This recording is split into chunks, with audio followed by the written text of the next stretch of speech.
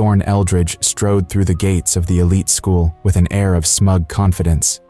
The sun shone brightly, casting a glow on the polished bricks of the prestigious institution.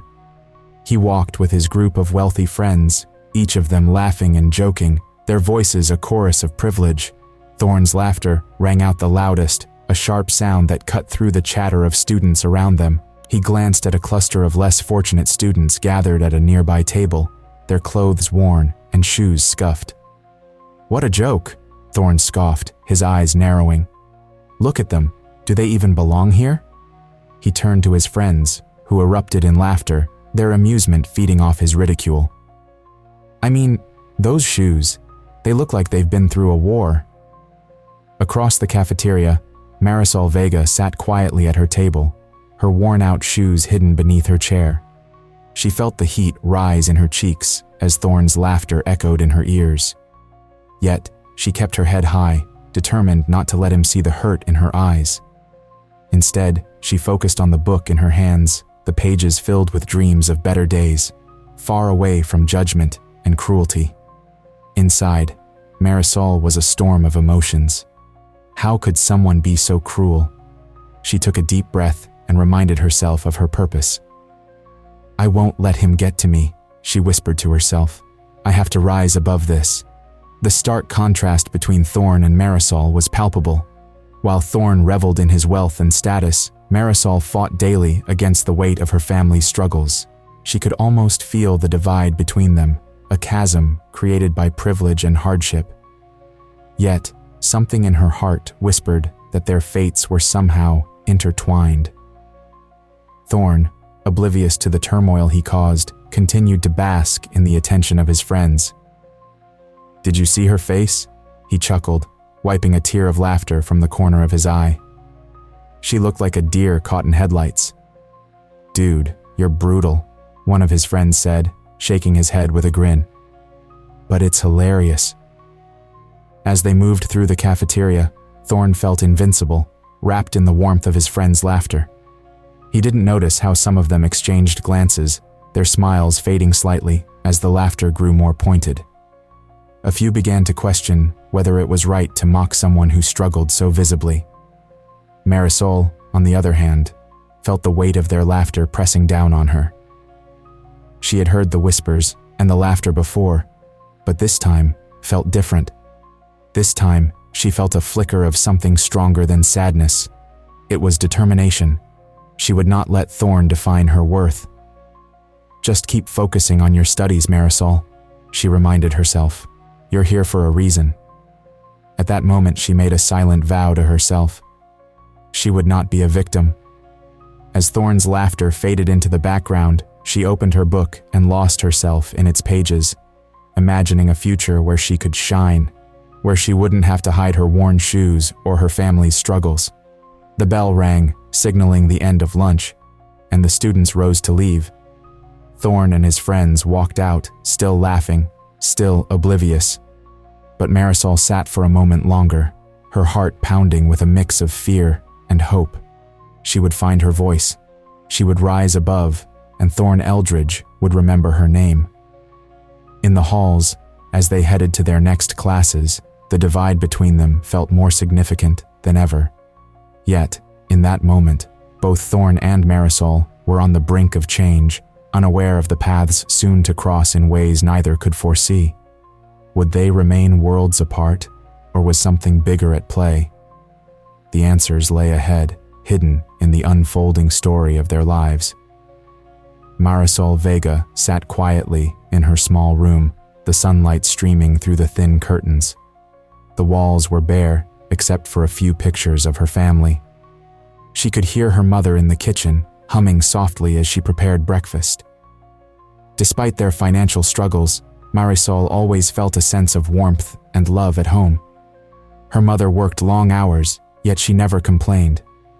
Marisol admired her strength and dreamed of making her mother proud. "Marisol, breakfast is ready," her mother called out, breaking her thoughts. Marisol quickly gathered her books and headed to the kitchen.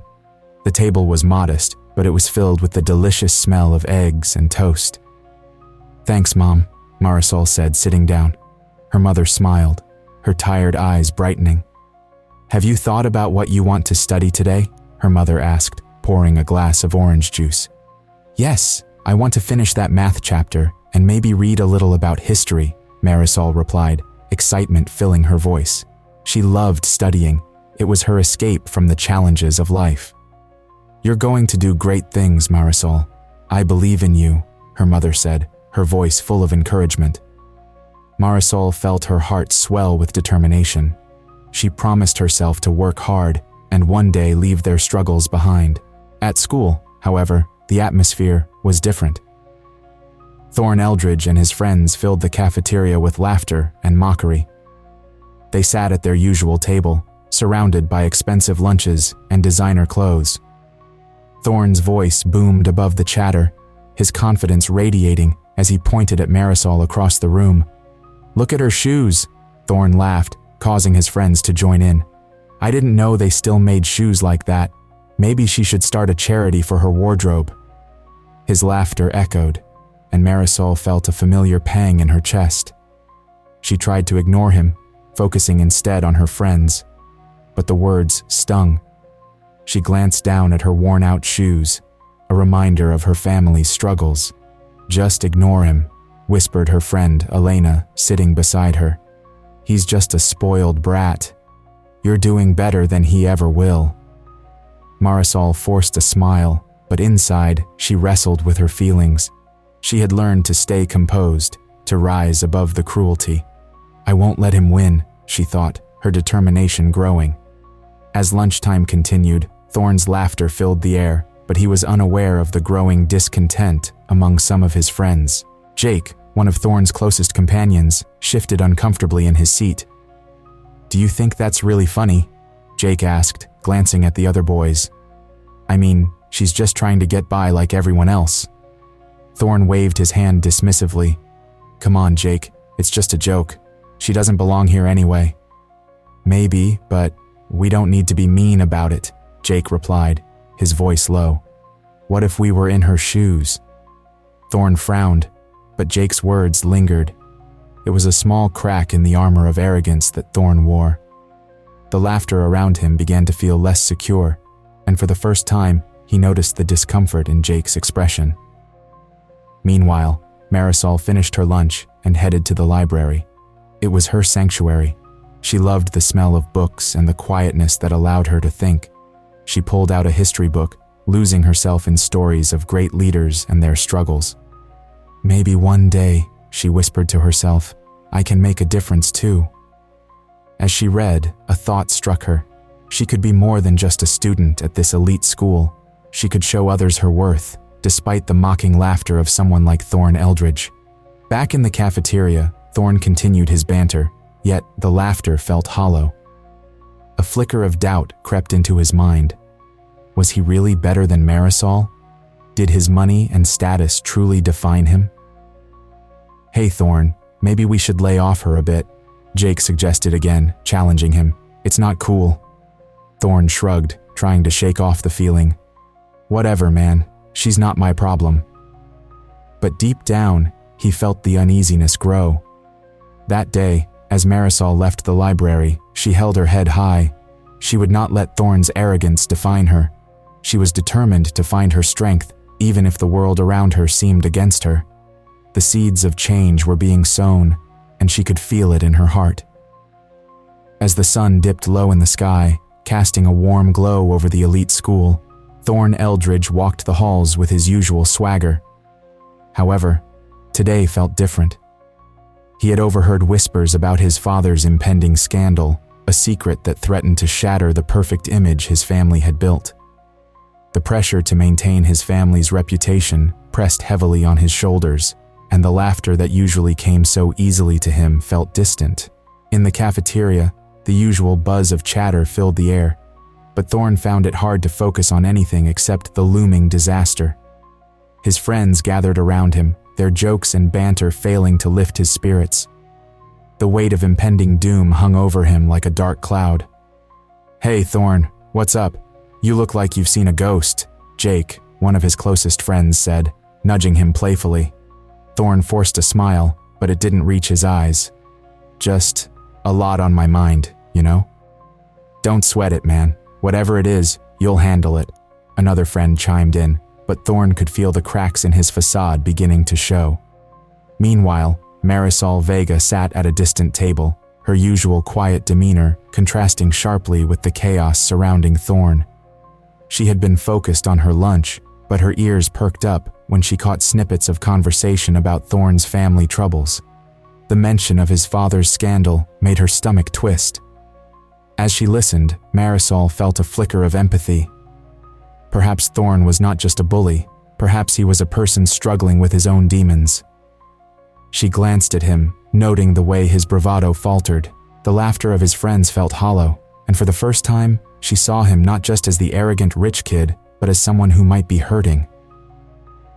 "Did you hear about the Eldridge family?" One girl whispered to another, her voice laced with gossip. "Everyone is talking about that scandal. I wonder what it means for Thorn." Marisol's heart raced. She had never wished harm upon anyone, not even someone who had made her life difficult. She took a deep breath, her thoughts swirling. Perhaps it was time to confront him. Maybe he needed someone to show him that there was more to life than privilege and mockery. Later that week, the school announced an assembly to discuss student conduct and respect. Marisol felt a surge of determination as she prepared her thoughts. She had decided she would speak out, not just for herself, but for all the students who felt small beside the likes of Thorn. On the day of the assembly, Marisol stood backstage, her heart pounding. She could see Thorn sitting with his friends, a mask of confidence still plastered across his face. But she noticed the way he fidgeted, how he occasionally glanced at his phone, as if he were searching for an escape. As she stepped onto the stage, the room fell silent. All eyes were on her, and she felt a rush of nerves. But she inhaled deeply, grounding herself in her purpose. "Today, I want to talk about respect," Marisol began, her voice steady despite her racing heart. "It's easy to forget that our words can hurt others. It's easy to be cruel when we think we're better than someone else." Thorn shifted in his seat, a frown replacing his earlier smirk. He could feel the weight of her words, and for the first time, he felt a twinge of guilt creeping in. "Every day, I see students being mocked for things they can't change. Worn-out shoes, old backpacks, and sometimes just for being who they are. But we're all here to learn and grow. We deserve to be treated with kindness." Marisol locked eyes with Thorn, her heart racing. She could see the shift in him, the way his bravado began to crack. The room remained silent, the tension palpable. "Thorn, I know you've had it easy, but that doesn't mean you get to take it out on others. We all have our battles. I hope you'll think about how your actions affect those around you." As she finished, the applause erupted, but Marisol's gaze remained fixed on Thorn. She had spoken her truth, and she hoped he would listen. In that moment, Thorn felt exposed, vulnerable. The laughter he had relied on to shield himself from his insecurities faded, leaving him to confront the reality of his actions. Marisol had not only stood up for herself, but had also challenged him to look beyond his privilege. For the first time, Thorn felt the stirrings of change within him, a desire to understand, to do better. The school auditorium buzzed with excitement and tension as students filled the seats, buzzing with whispers and laughter. It was the day of the assembly, and Marisol Vega stood nervously backstage, her heart racing. She could hear the murmur of the crowd and the occasional shout of laughter from Thorn Eldridge and his friends. They were seated near the front, their presence a constant reminder of her fears. Taking a deep breath, Marisol stepped out into the light. The moment her feet touched the stage, the chatter faded into silence. She felt all eyes on her, a mixture of curiosity and disbelief. Thorn's laughter echoed in her mind, but she pushed it away. This was her moment. Hi everyone," she began, her voice wavering slightly. She gathered herself, looking out at the sea of faces. "I want to talk about something important today." Thorn leaned back in his seat, his expression shifting from amusement to surprise. He hadn't expected her to take the stage. "What's she doing?" he whispered to his friends, but they only shrugged, equally intrigued. Marisol continued, her voice growing stronger. We all know that some of us come from different backgrounds, some of us have more than others, but that should not define who we are.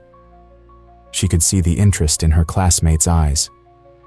"Just look at Thorn," she said, her gaze locking onto him. "He has everything, the clothes, the friends, the support. But what does that mean if he uses it to hurt others?" A murmur rippled through the crowd, and Marisol felt a surge of courage.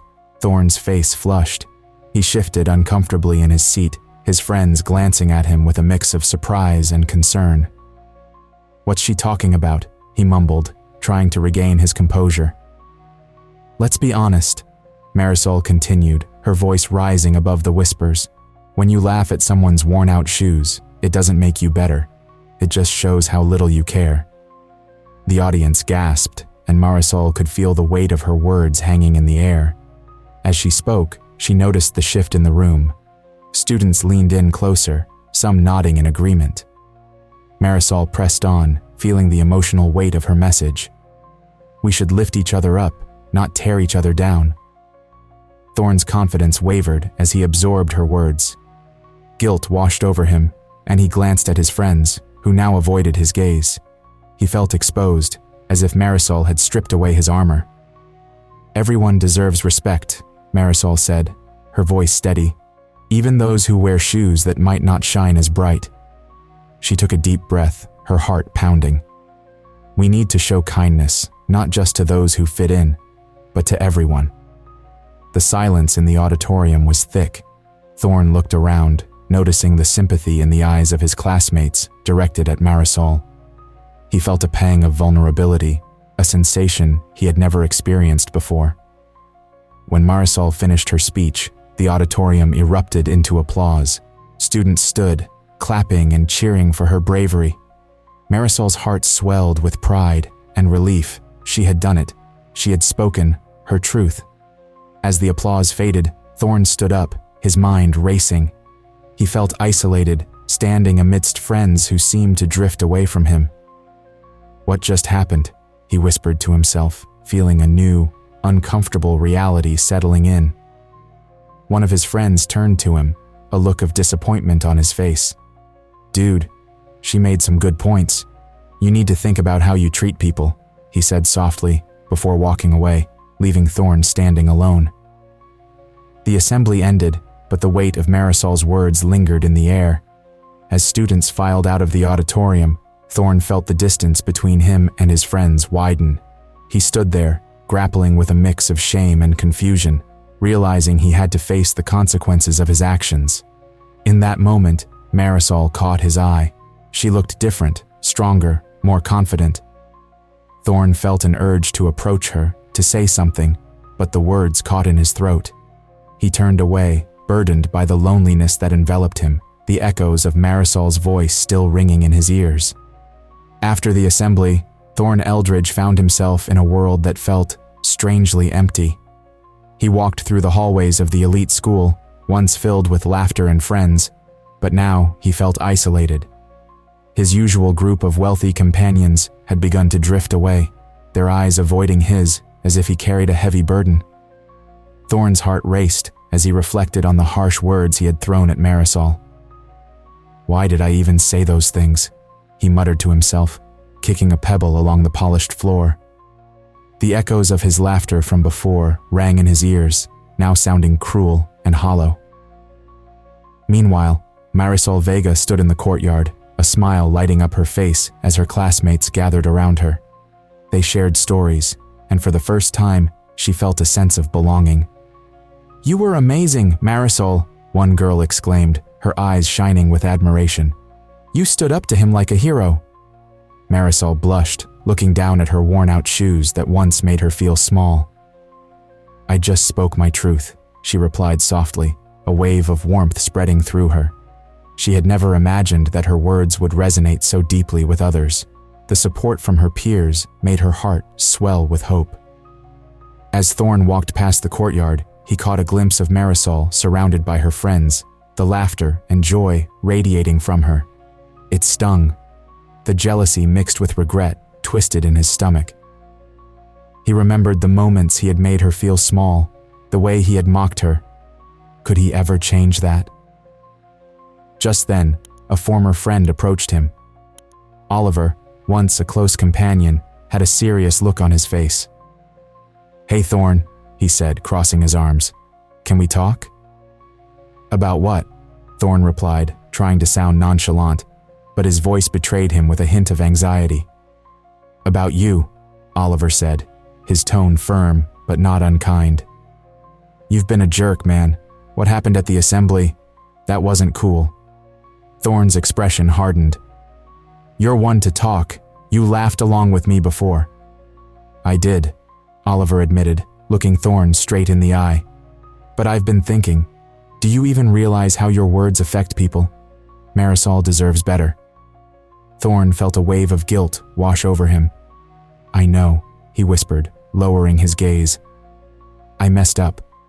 "Then do something about it," Oliver urged. "You can't just sit back and let this define you. You can change. It starts with an apology." Thorn's heart raced at the thought. An apology? Could he really face Marisol after everything? The idea of reaching out to her seemed daunting, but deep down, he knew he had to try. "What if she doesn't want to hear it?" he asked, his voice barely above a whisper. "Then you'll know you tried," Oliver said, placing a reassuring hand on Thorn's shoulder. "But you'll never know unless you take that step. Just be honest." With that, Oliver walked away, leaving Thorn alone with his thoughts. Taking a deep breath, he made his way toward the courtyard. Each step felt heavy, but determination began to build within him. As he approached, he could hear Marisol's laughter, clear and bright. "Marisol," he called out, his voice shaky but loud enough to catch her attention. She turned, her smile fading slightly as she saw him. The surrounding students quieted, sensing the tension. "What do you want, Thorn?"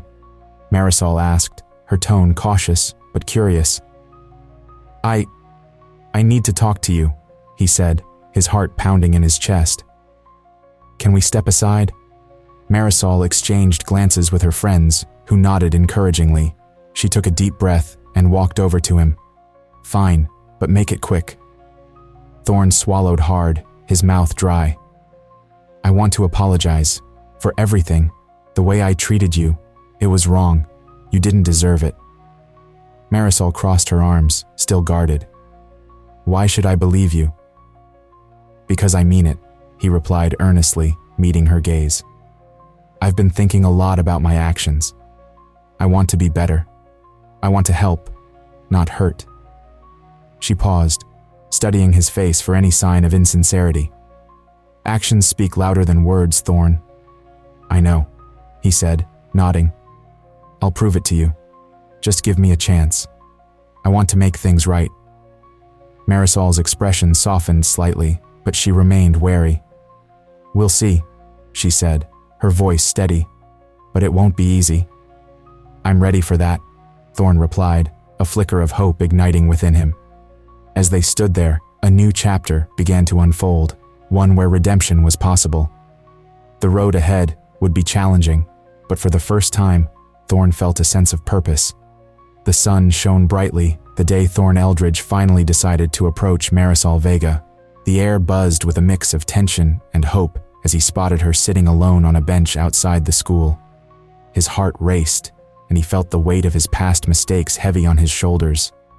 Taking a deep breath, he stepped forward, his palms sweaty and his mind racing with thoughts of what he wanted to say. "Marisol," Thorn said, his voice shaky but sincere. She looked up, surprise written all over her face. "Can we talk?" Marisol studied him for a moment, her expression guarded. "Why should I waste my time with you, Thorn? You've made it clear how you feel about people like me." "I know," he admitted, looking down at his shoes. "I was wrong. I've been wrong for a long time. I'm sorry for what I said, for how I treated you. I want to change." Thorn's eyes locked onto hers, full of earnestness. "I want to help others who face the same struggles you do." Marisol's heart softened a bit, but she remained cautious. "Help? How can I trust you after everything?" "I understand," Thorn replied, taking a step closer. "I wouldn't trust me either, but I mean it. I want to do better, Maybe we can work together to make things different here." She raised an eyebrow, intrigued but still skeptical. "What do you have in mind?" Thorn's face lit up with an idea. "We could start an initiative for inclusivity at school. There could be work." Thorn Eldridge strode through the gates of the elite school with an air of smug confidence. The sun shone brightly, casting a glow on the polished bricks of the prestigious institution. He walked with his group of wealthy friends, each of them laughing and joking, their voices a chorus of privilege. Thorn's laughter rang out the loudest, a sharp sound that cut through the chatter of students around them. He glanced at a cluster of less fortunate students gathered at a nearby table, their clothes worn and shoes scuffed. "What a joke," Thorn scoffed, his eyes narrowing. "Look at them.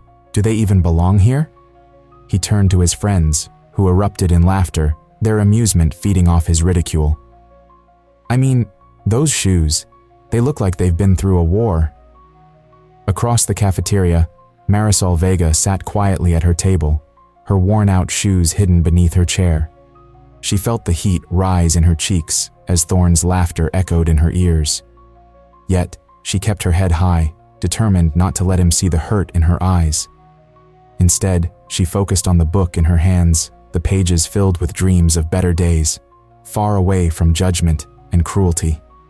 Inside, Marisol was a storm of emotions. How could someone be so cruel? She took a deep breath and reminded herself of her purpose. "I won't let him get to me," she whispered to herself. "I have to rise above this." The stark contrast between Thorn and Marisol was palpable.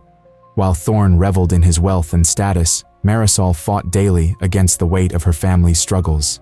She could almost feel the divide between them, a chasm created by privilege and hardship.